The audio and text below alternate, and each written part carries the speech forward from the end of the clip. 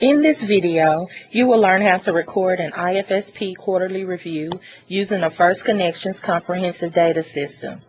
If you have not done so, please complete the Introduction to the First Connections Comprehensive Data System, Client Intake, and IFSP videos before continuing.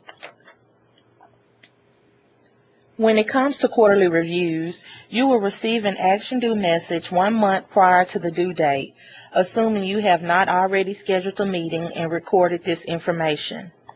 For demonstration purposes, we'll assume that you have not completed this activity and start a quarterly review from the beginning. I'll click the client name to open the case window. In the case window, click the current IFSP from the case menu.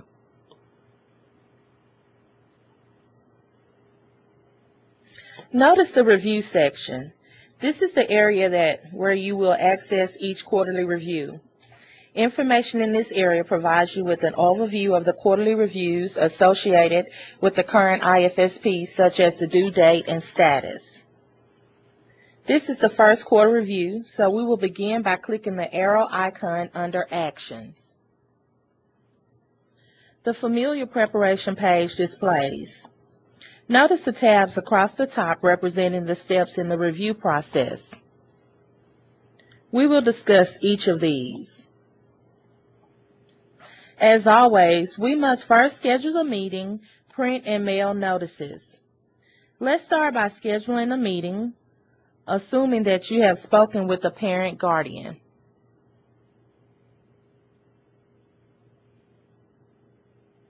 I'll enter the date, time, and place for the meeting,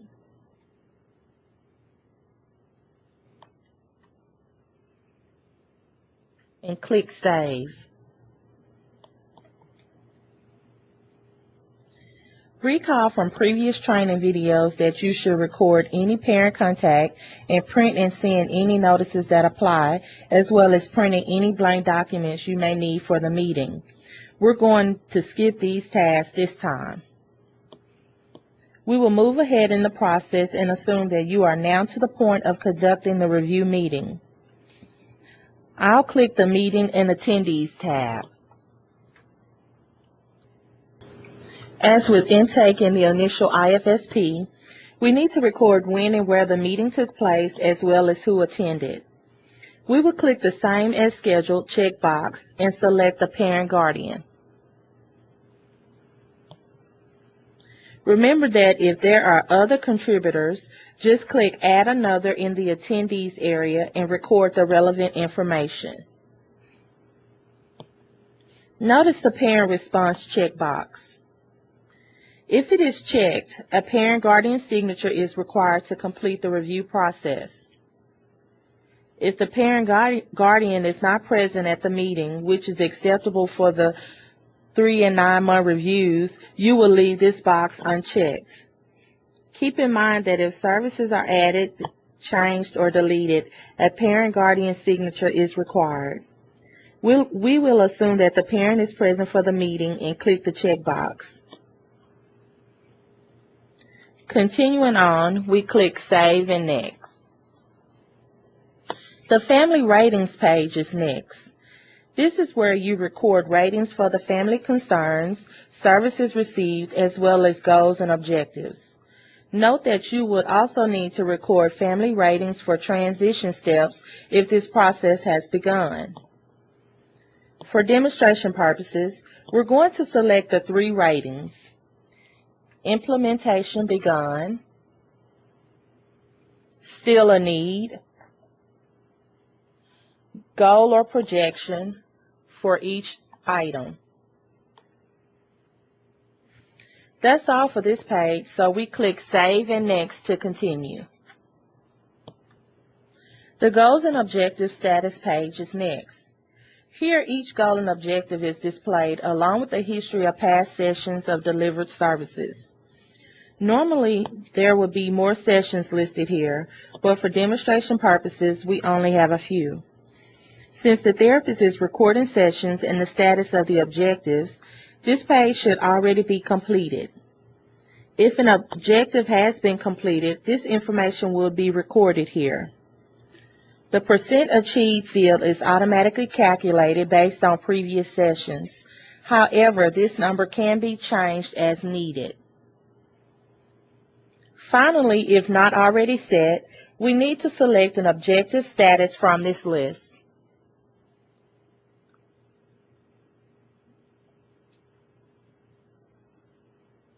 That's it, so we click Save and Next. The Family Information page is next. Recall this page from the intake and initial IFSP process. Again, unless something has changed, you can continue to the next page. We will assume all information is current and click Save and Next. The Family Concerns page is next. Information recorded during the IFSP meeting is carried forward and displayed here. If a family concern has been fully addressed, you will enter the completion date here. You can also add new family concerns as needed. In this scenario, we will assume that this family concern is still being addressed and no additional family concerns have been expressed. We're ready to continue, so we click Save and Next. The Eligibility page is displayed next. Eligibility information carried forward from the initial IFSP is displayed and can be changed or updated. We will assume that there are no changes here, so we click Save and Next. The Natural Environment page is next. Again, we can update this information, but we will assume there are no changes and click Save and Next. The goals and objectives are also carried forward from the current IFSP and are displayed here. If they need to be modified or if new goals and objectives need to be added, use the links provided here to perform these tasks.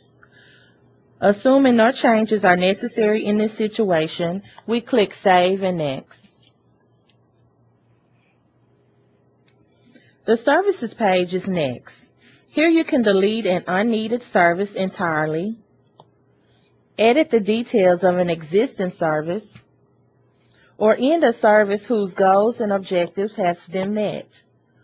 Or if needed, you can add a new service.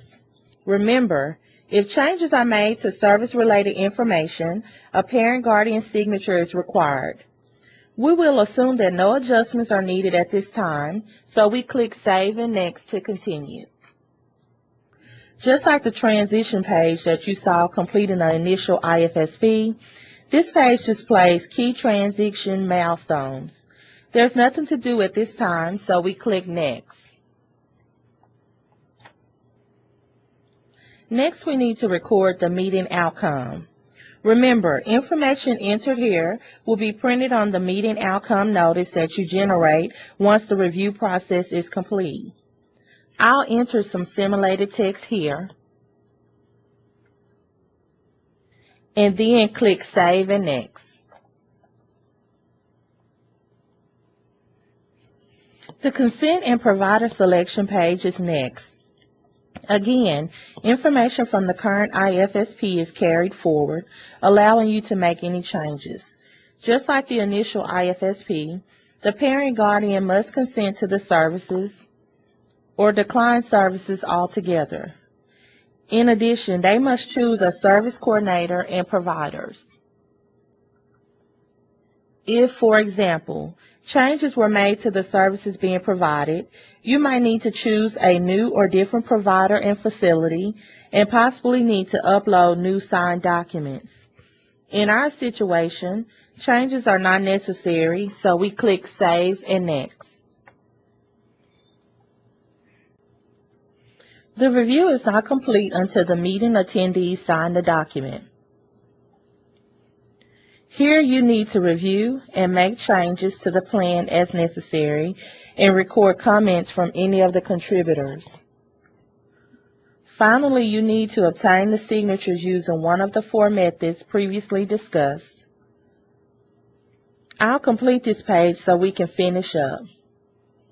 Okay, the document has been signed and the review is essentially complete.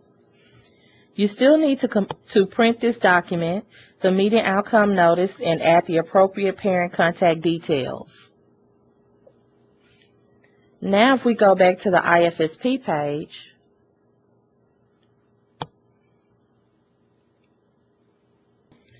we can see the status of complete and a link to the completed review document. Completing quarterly reviews is a simpler and less time-consuming process when utilizing the First Connections Comprehensive Data System.